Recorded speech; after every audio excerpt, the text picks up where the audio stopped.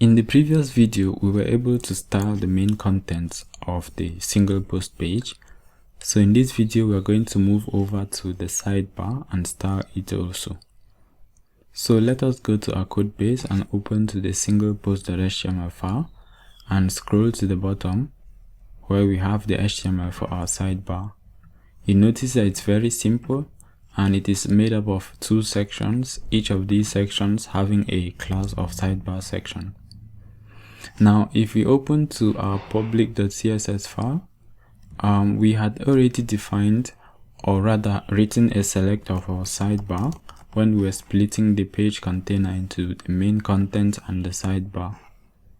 Alright, so we're just going to continue writing the styles for the sidebar under this selector. So I'm just going to duplicate the selector for sidebar, and then we can just grab each of the sidebar sections within that. And for each section, we want to give a margin at the top and bottom of 2 rem, that's 32 pixels, and then 0 on either side. So each section should have a bit of a margin at the top and the bottom. We want to give a border radius of 5 pixels so that each section has rounded edges. And lastly, we want to give a padding of 1.25 rem. Alright, and that's all for the sidebar section. If you refresh, you will notice now some space between the sections. The next thing now is the title of each of the sections, even though we have just one. But I'm going to duplicate the selector for the sidebar section, and I'll grab the title within that because we did give a class of title to the title, and we are going to set the margin bottom, or we are going to give it a margin bottom of 16 pixels. And then after that, the next section we're going to select is specifically the topic section.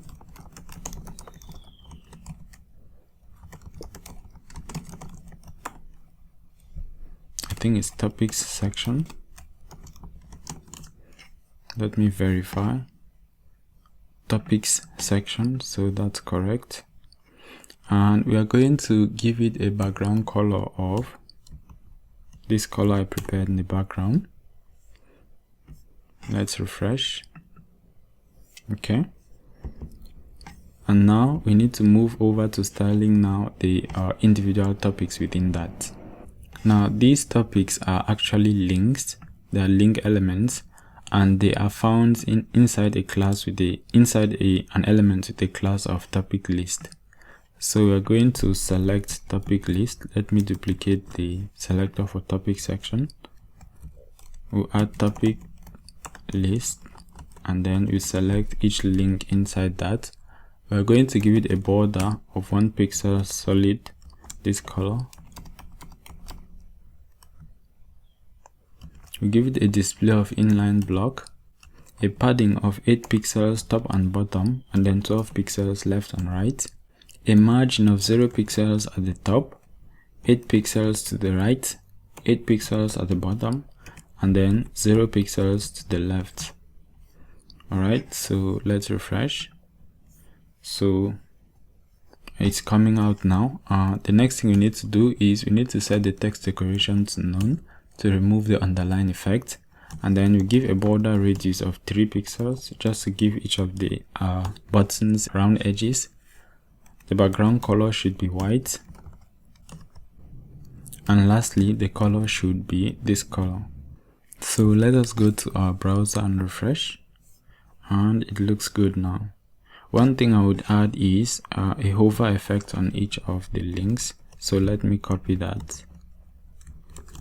So when you hover on the link or on the button, I want us to have a kind of effect to let the user know they're about to click on that particular button. So I'm just going to give it the same background color as the topic section. So we refresh, and now you can notice a little background change of color when you hover on a button. Alright, and this is all about the styles for the topic section. There is one tiny change I want us to make to the styles we wrote a few videos ago, and this is this section. You notice that the selectors here are really long. They are made up of some of them having as much as 6 items in a single selector. I think this is not very necessary. We can still have shorter selectors that are still as specific as what we have here. For example, after selecting the left box in a banner container, in fact, we can actually remove this banner container here because we are very sure that there will always be only one left side box after the page banner. So we don't need to specify banner container again. So I'm just going to select banner container here. The same thing goes for this other selector. So I'll press Command D to select it as well. The same for the next, the one after that, until we select all of them. Let us leave this one out, the one that selects the right box, because it's only 3 items in that selector. So I'm going to remove all of that. And if you read it, you can still understand. So even this name wrapper, I think we can remove it because we are sure this auto wrapper, we are sure that there will always only be one name wrapper within the page container. So I'm going to select and remove that. Okay, and we know that the auto wrapper will always be inside the left box. So this post details is really not necessary, but I'll just leave it here for readability's sake.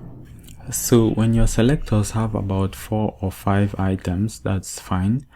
Try not to let it go beyond 5, because sometimes when it goes beyond 5, it's unnecessarily specific and can make your CSS file really big, which will be slow to load. Okay, so let us refresh and make sure nothing was broken and everything seems fine. Alright, so that's the end for this page.